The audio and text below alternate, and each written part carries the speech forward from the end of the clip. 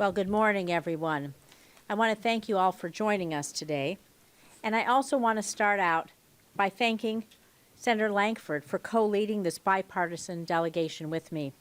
I want to thank Senators Gillibrand, Bennett, Sullivan, Kelly, and Budd for being active participants in this journey.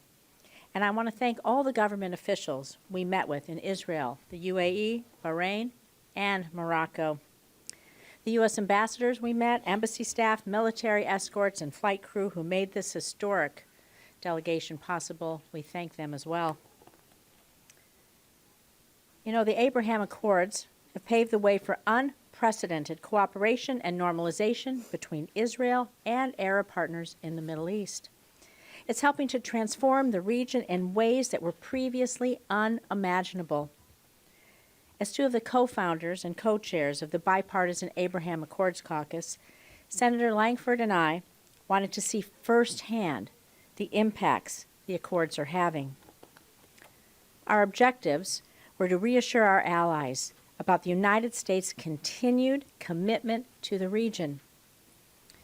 They were to strengthen the U.S.-Israel relationship, to learn how we can deepen existing Abraham Accords partnerships, and to bring more countries to the table.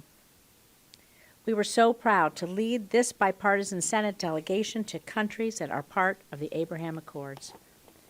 And you know, this was the first bipartisan congressional delegation to visit these four nations since the historic signing. And during our delegation visit, we met with the following.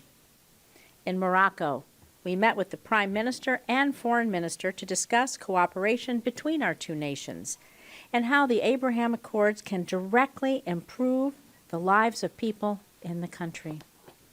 In Bahrain, we met with the King, the Crown Prince, members of the legislature, and others to discuss regional cooperation, including joint efforts to combat Iranian attempts to destabilize the region. We also met with American troops stationed at United States Naval Forces Central Command to discuss regional maritime cooperation. While in the UAE, we met with the President and Foreign Minister to reaffirm our commitment to securing the region against Iranian aggression. And we also visited the Abrahamic Family House in Abu Dhabi, a complex that houses three distinct religious spaces, a mosque, a synagogue, and a church, serving as a beacon of coexistence. And we met with troops stationed in the UAE's Al Dhafra Air Base to see firsthand defense efforts for the region.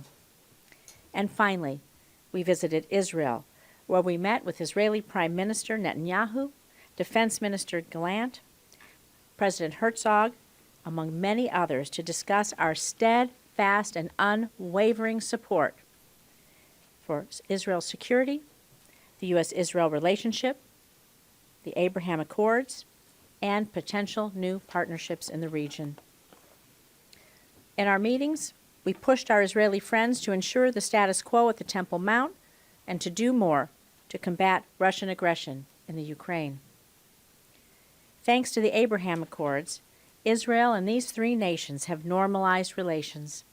They're collaborating on a growing host of issues, everything from collective security to joint technological development to cultural enrichment and exchange through tourism, art, and sports.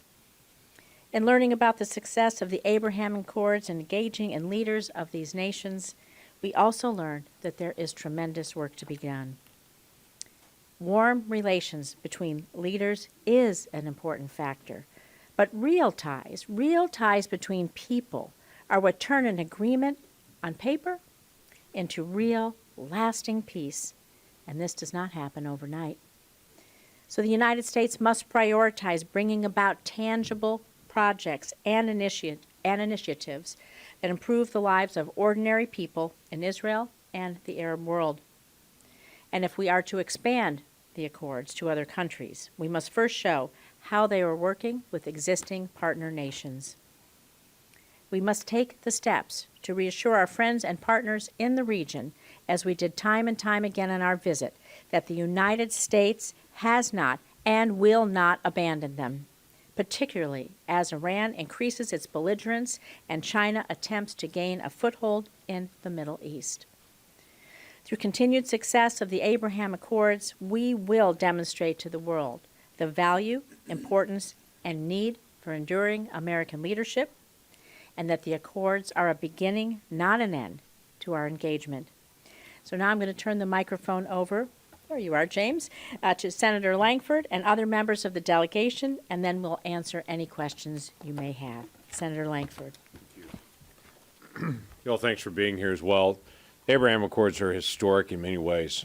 As I say to some folks, decades from now, we'll look back on this time period and see a real shift that happened from the Middle East around the Abraham Accords. The reason that we planned this trip to be able to be with the key leaders in all four of these nations was to reaffirm America's commitment to the region, to have frank conversations about what's working, what's not working with the Abraham Accords, and to be able to ask about what other countries can join in next, and to see what we can do to continue to expand this. This kind of economic activity and the planning that they're doing to work on water, to work on energy, to work on education, to work on healthcare, all those things are key aspects of cooperation, and to have those nations and their leaders sitting down at the table together to be able to find practical ways to be able to work together is incredibly significant. Now, it's no great secret that the seven of us don't all agree on every issue. We have disagreements on some issues. We represent different parts of the country, we represent different people. But we're all very passionate about what's happening in the Abraham Accords. And we find a common ground there to be able to work on and see what we can do to be able to help encourage every way that we can to advance this agreement. And so that was the key focus of our trip, and very pleased to be able to see how successful it was and how many frank conversations we could have with all four of those nations to talk about what's next, how can we continue to advance this, and how can we continue to be able to show the United States is active in this region, and we're committed to this region and the friendships and the partnerships that can be made there. So let me introduce Senator Bennett to be able to come in, and we're all going to be able to get a little bit of time to be able to talk about it, and then we're going to take some questions at the end. Thanks, James. Thank you.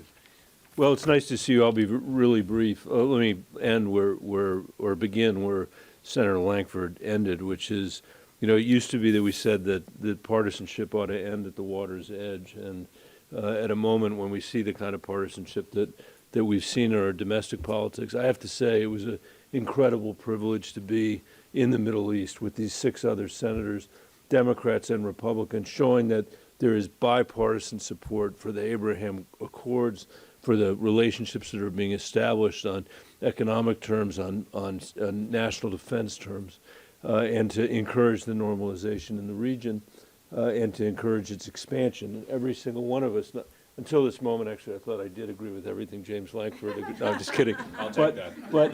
But I really think it was, when we sat down with leaders in every one of these countries, it was compelling to them that they were hearing the same thing from Democrats and Republicans when it comes to the Abraham Accords. And in the 14 years that I've been going to the Middle East, I don't think I've ever been as encouraged by the progress that I've seen. We have a long, long way to go. People shouldn't be Pollyannish about this, but when you see the number of people that have traveled from Israel to Morocco, for example, the number of people that have traveled from the IEA to Israel, or from Israel to the United Arab Emirates, it's incredibly impressive. And when they forecast things like $5 billion of economic activity over the next 5 years or so, it's easy to see how the numbers might eclipse those numbers. In the end, of course, what we want in that region, all of us, is peace and stability, and I think this is the path toward that. So moving forward, I can just say from Colorado's perspective, we hope to learn a lot about the work that's being done to try to deal with drought and deal with the shortage of water in the region. We're facing many of the similar challenges in the Rocky Mountain West. And with that, let me turn it over to somebody who's not from the Rocky Mountain West, my colleague from New York, Senator Gillibrand. Well, I just want to thank the senators who've joined on this trip, but particularly Senators Rosen and Senator Lankford for their leadership in leading this delegation. This was a very important trip for all of us to see and to learn from the countries that have already signed on to the Abraham Accords. I can tell you, I've been to the Middle East many, many times. I think this trip was the most optimistic of my many travels. And it's the first time I've really seen an opportunity for long-term peace in the region. The fact that each of these nations, Morocco, Bahrain, UAE, and Israel, that Iran is their number one concern from a safety and security and a stability perspective, that they want to use this moment in time to deepen their relationship and widen their relationship. They want far more investment on economic issues, far more investment on regional missile defense and national security. And this is a moment in time I certainly have never seen before. I see such opportunity for a large framework for Middle East peace through the Abraham Accords. I think these agreements can be strengthened. I think they can be widened. I think there are many other participants that may well join the Abraham Accords in the next year. And I'm grateful that each of the leaders we met with had an open mind about what relationship they could build with both the United States and with Israel. It was very hopeful. And I've not felt as hopeful about the Middle East in the last decade. So this is an opportunity that should not go unnoticed. It should not be ignored. It is an opportunity for peace. Well, thank you to my colleagues and Senator Rosen and Senator Lankford. Thank you for your leadership. This was a really great trip, and I think, some of you know when you go on a CODEL, you often gain insights into your own country and insights on policy issues that you actually might not be able to get when you're at home. And in my case, there was a number of issues that really became apparent from this trip. Let me just review a few. You've kind of already heard a number of them, but I think it gives you a sense of reinforcing what we saw and what we learned. One is that in the region, the Abraham Accords are viewed as incredibly historic. And I think that's just important for everybody back home in the U.S. to understand. The second is Iran's malign, violent influence and that of its proxies is everywhere. It is everywhere. And it's the number one issue raised by every single leader in every single country, including Morocco, including the UAE, including the Palestinian Authority, which is a little bit surprising. At the same time, the perception in the region is that the JCPOA is essentially dead. And I think the Biden administration needs to publicly declare it as such and keep it that way, and then start to look at what the next plan is. So let me give you an idea of what that could look like. We can build on the very strong desire, as Senator Gillibrand just mentioned, that we saw in every single country for integrated air and missile defense, including with Israel, including with other members of the Abraham Accords. And as you probably know, there is strong bipartisan support in the U.S. Senate for doing just that. Finally, and this might be a point of non-agreement among the senators here, but I do believe that this trip also puts in stark relief the extent of the damage of the Biden administration's domestic energy policies. Energy remains the coin of the realm of power in the Middle East. Even Israel, in the aftermath of a huge natural gas discovery, has used its natural resources to benefit its citizens while also advancing better relations with its neighbors. In the administration's day one focus on shutting down and delaying American oil and gas production, while going to other countries like Saudi Arabia and Venezuela, asking them to produce more, only makes us weaker in the region and only undermines American jobs at home. Thank you. Good morning, everyone. Thanks for being here. I want to first thank Senators Lankford and Rosen for all the hard work that goes into arranging one of these trips. A lot of optimism. But as Senator Sullivan pointed out, still a lot of risk, not only from Iran, but from China. We're present today in the Middle East. I've spent my first visit to the region was in 1989, my second in 1991 during Operation Desert Storm. So for me, despite being there last year as well, it's good to spend some more time because it's so important to our national security. Last time I was in Bahrain was in the middle of Operation Desert Storm when I had a hydraulic failure in my airplane and had to do an emergency landing at Sheikh Isa Airport. This was my next time back, 30-something years later. The highlight of this trip for me, a couple takeaways, from this. I would say one is the strength and the professionalism of the members of our military that serve with CENTCOM, with NAVCENT.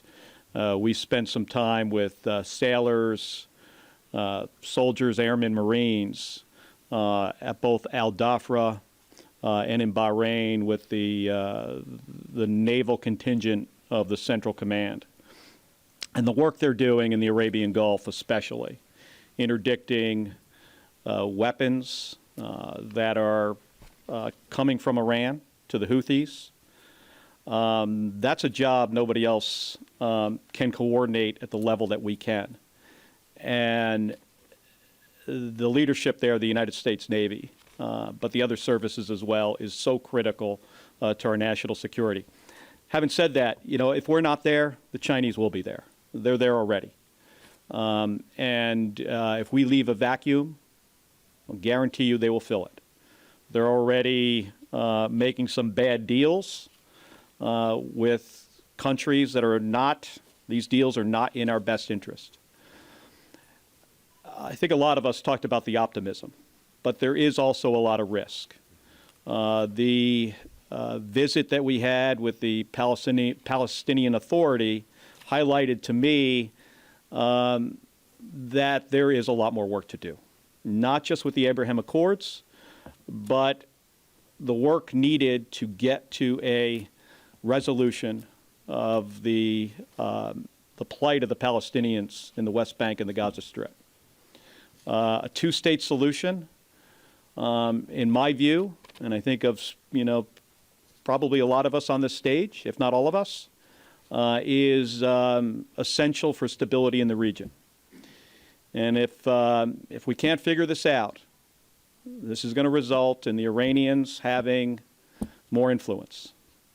So it's critical that we do this and continue to work on it. Another big value of the trip for me is certainly we share some problems in Arizona that the region shares, which is scarcity of water. Trying to grow crops in a desert.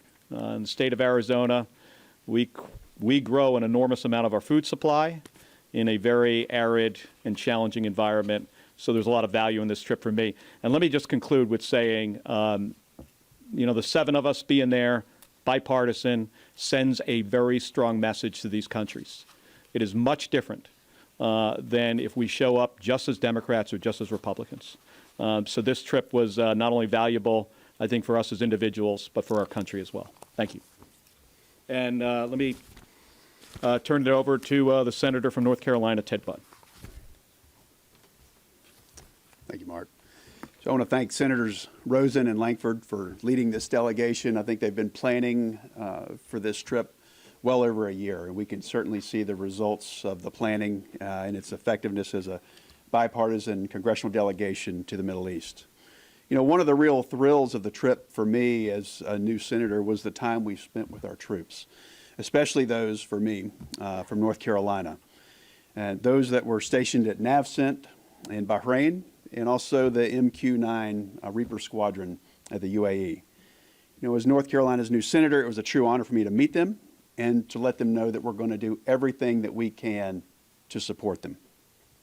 The Abraham Accords were a historic breakthrough for peace and economic partnership in the Middle East.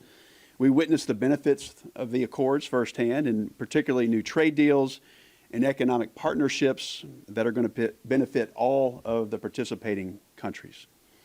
But one thing we heard about again and again and again is the fear among our Middle East allies that America is not going to have their back. They saw the chaotic Afghanistan withdrawal, the projection of American weakness, and they wondered if that's how America is going to operate moving forward, especially given, as we've heard from, I think, each of us, the growing threat from Iran. So if this trip showed us anything, it showed us that American weakness has caused our allies to lose some confidence in us. So my message to the Biden administration is this: now is the time to be clear about projecting America's strength and our determination to join with our allies in standing up to Iran and to their terrorist proxies. Their regime must be confronted and should never be allowed to develop nuclear weapons. The bottom line is that the Abraham Accords provides a solid framework for peace and for economic cooperation in the Middle East. So I want to encourage the Biden administration to strengthen the Accords, to expand them to other countries, so that the future of the Middle East is one of prosperity and of stability. And I want to turn it back over now to Senators Rosen and Lankford, and again, thank them for their leadership on this Codell. Thank you. Now, we'd like to open it for questions. We can start with Mark Rod from Jewish Insider. Thanks, Senator. There was a report from Axios at the beginning of this trip that you had requested not to meet with some members of this new Israeli government